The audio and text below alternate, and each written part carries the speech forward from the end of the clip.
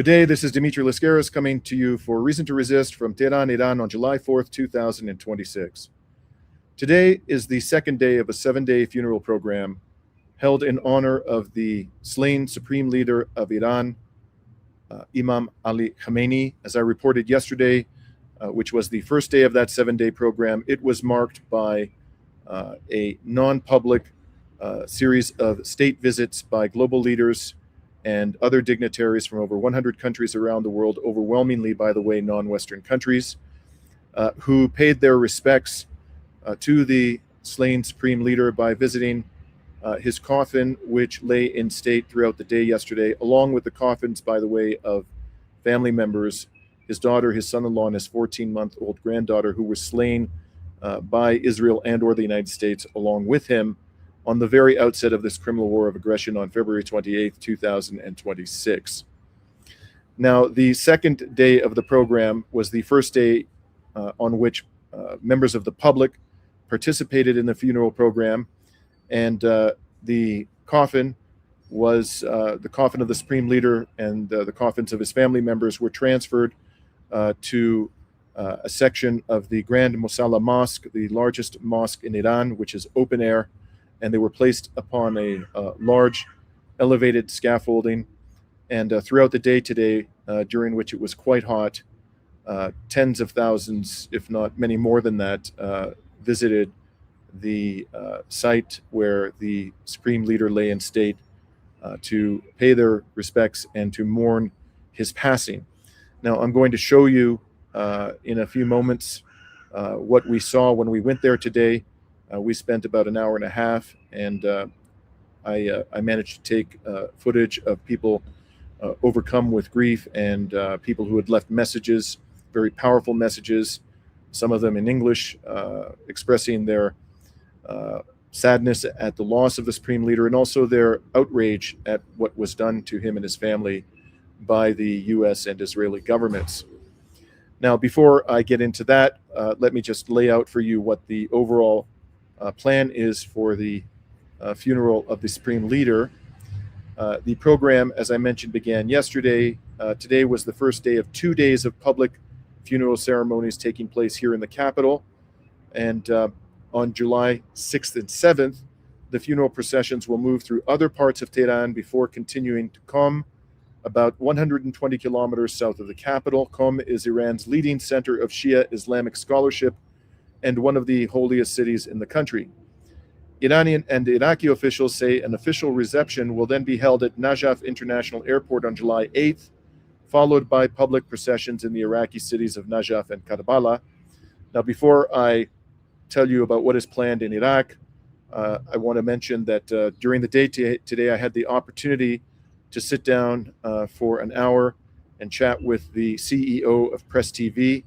He's also the head of the Iranian Islamic Republic Broadcasting World Service Arm. His name is Ahmad Nourouzi. I've met Mr. Nourouzi on prior trips, and we had a fascinating discussion about geopolitical tensions and the various complications arising from the MOU. That was a private discussion between us, but he also shared with me that the reason for which the Supreme Leader's coffin will be transferred temporarily to Iraq is that the leader of the country, of Iraq, sent a letter to Iranian President Mahmoud Pezeshkian asking that part of the funeral program be conducted in Iraq. There is a very large Shia population there, many of whose adherents feel a strong sense of devotion to Imam Khamenei. And the Iranian president obliged the Iraqi request, and that's how this came about. Now, the Imam Ali Shrine in Najaf is one of the holiest sites for Shias, drawing millions of pilgrims each year. It is believed to contain the tomb of Imam Ali ibn Abi Talib, the cousin and the son-in-law of the Prophet Muhammad and the first Imam in Shia Islam.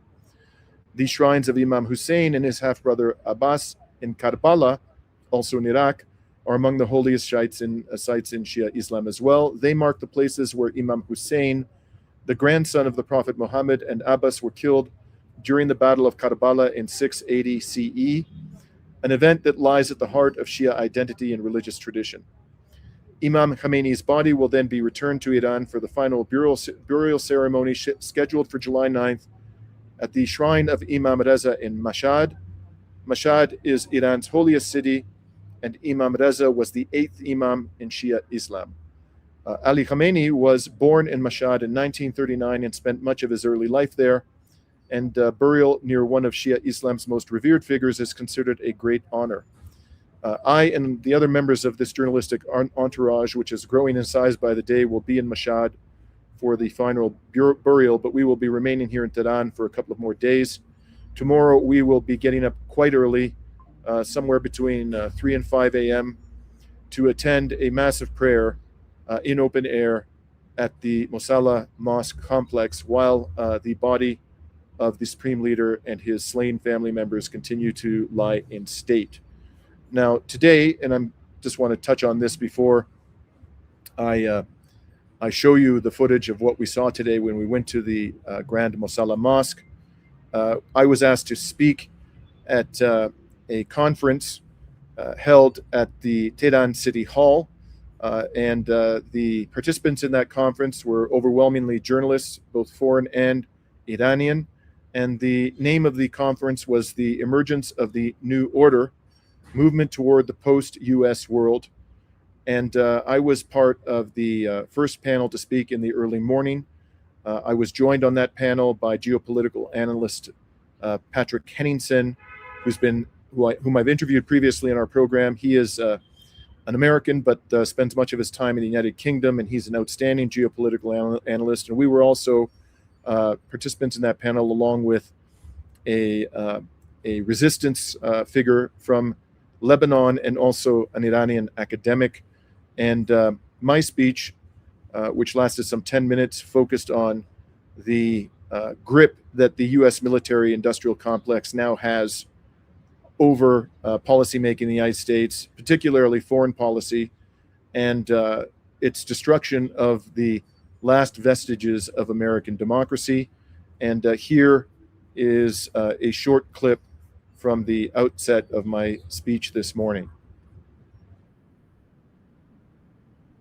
From the bottom of my heart, my colleagues in the Iranian press who have received us so warmly and with so much hospitality.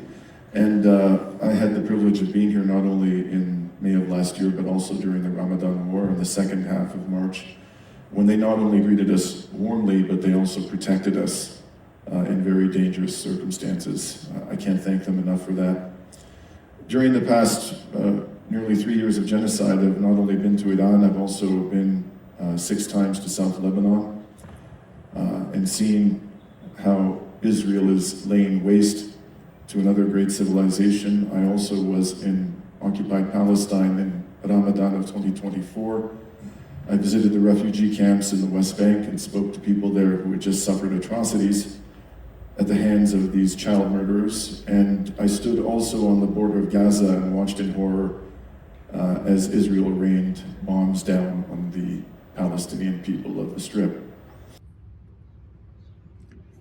Now, as you can tell, I was not inclined to be diplomatic, nor am I ever, frankly, when it comes to the crimes of the Epstein regime. In fact, words routinely fail me to describe my utter indignation of what is being done every single day to the noble peoples of this region and to the oppressed peoples all around the world, frankly. In any case, after that speech, I was afforded the opportunity, as I mentioned, to join Ahmad Nourouzi in his offices at the headquarters of Press TV. And I should mention, in passing, he is a fine gentleman, an outstanding journalist and analyst, but he is also under sanction by the United States government. And it is quite ironic that this same government and its vassal governments in the West routinely hold themselves out as defenders of free speech when they are subjecting journalists to sanctions, not just in this region, but even in Europe. As a matter of fact, against European journalists, and they do far worse than this. What they did to Julian Assange, the application of terrorist legislation to various journalists from the West who try to enter the United Kingdom. We've seen also similar types of treatment meted out by other states. For example, Switzerland's persecution of the outstanding journalist from Electronic Intifada, Abi Aboumina. I could go on and on. In any case, the sanctioning of Ahmad Nourouzi has nothing to do, I assure you, with human rights or democracy. It has to do with silencing dissenting voices from the non-Western world. And nonetheless, he has persisted in his job. And he described to me how, due to the brutal attacks on the facilities of the state broadcaster here in Iran during the Ramadan war, he was forced, along with his colleagues, to vacate the studios where they're situated, where they operate today, and they're doing around-the-clock work because of the war and the funeral for the slain supreme leader. And they had to operate in very difficult circumstances during the months of March and April. But they've been fortunately able to work out of their normal facilities for the time being. In any case, I'm now going to show you the footage from today's event, and tomorrow I will be compiling another report from the Grand Mosalla Mosque when we attend the prayers in the morning. Here's my report from the Mosalla Mosque this afternoon.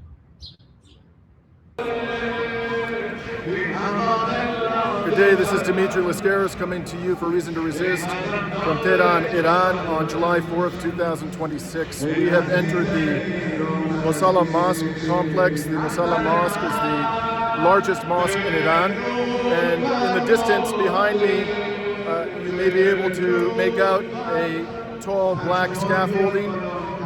On that scaffolding has been situated the coffin of the Supreme Leader Ali Khamenei, which has been lying in state all day. And in front of his coffin are the coffins of his daughter, his son-in-law, and his 14-year-old granddaughter Zaha, who were all of them murdered along with Ali Khamenei on the first day of the Trump-Netanyahu criminal war of aggression.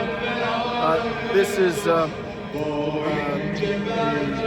event which is obviously provoking a great deal of emotion. As I've walked around here, I've been here now for about 45 minutes. You can see many people are overcome with grief. And as far as I can tell, the outpouring of emotion is entirely sincere. People of all ages here, men and women alike, many children. And from time to time, they have been chanting death to America and death to Israel. I'm going to take you for a walk along a black concrete wall that has been temporarily erected. It separates the mourners from the coffins lying in state, and I'm going to show you some of the handwriting on that wall. Mourners have been writing in chalk on that wall, that black wall, since the coffins were put on display for the mourners. 95% of the writing is in Farsi, but some of it is in English, and is quite telling about the strength of emotion here. I'm not going to show you the many messages in English I saw which call for violence against Donald Trump. That would probably provoke the ire of social media censors, but there are quite a few of them. And here is what I can show you.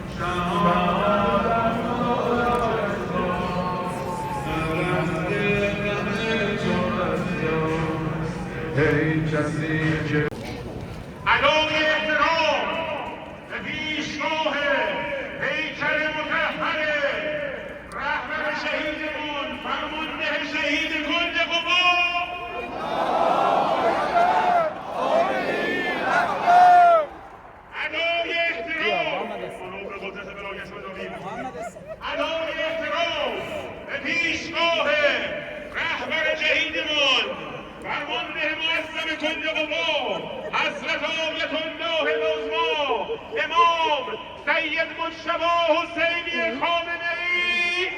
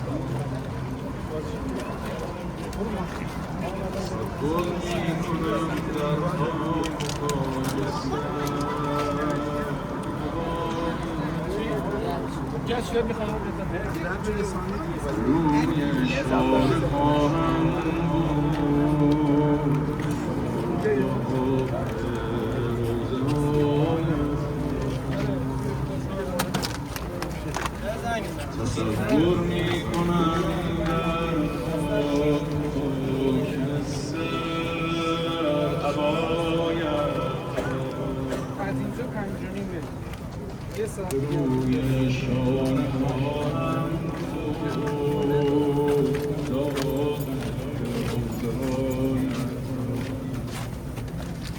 چه میگفتند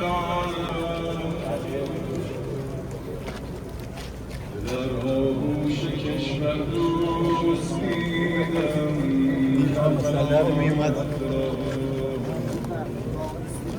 آقا قربونت برم شنیدم سید غریبه با لب تشنه شهید شدی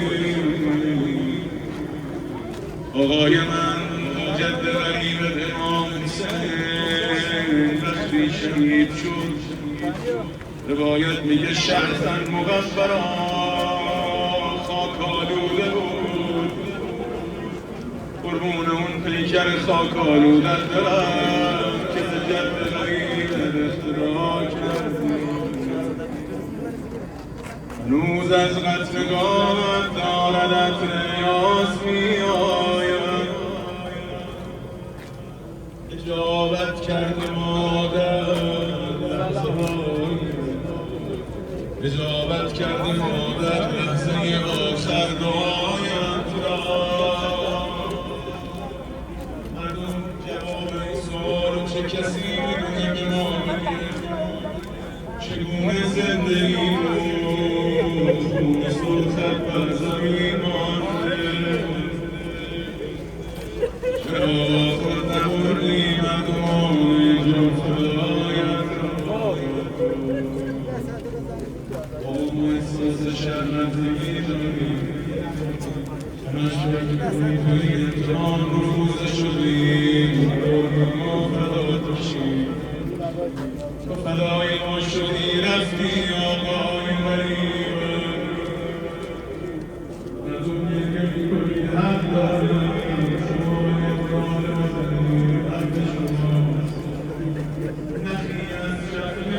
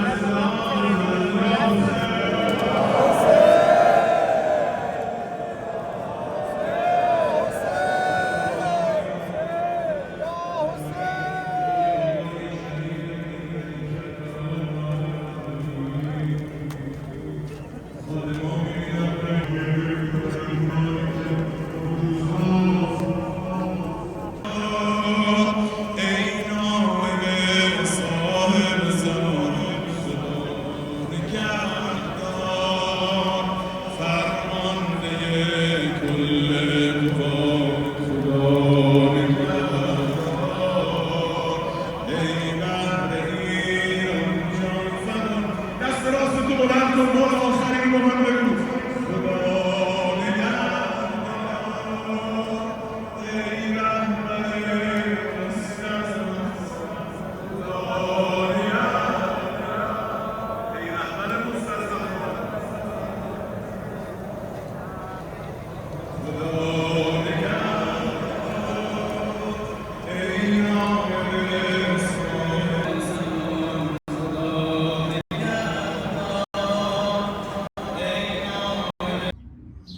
That's my report from Tehran, Iran, on the 4th of July, 2026.